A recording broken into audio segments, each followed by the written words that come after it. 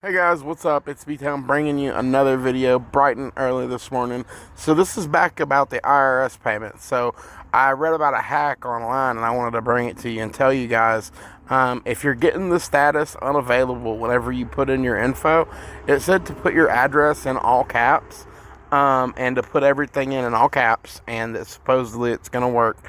So let's go ahead and try it and see what happens. And it says it worked. So you're eligible for the payment. Once we have your payment date, we'll update this page. We'll deposit your bank payment into account below. So they've even got my bank number and everything. So it looks like it works. So if you guys haven't been getting, if you have been getting that payment error message, go back and try putting it in all caps and try it again.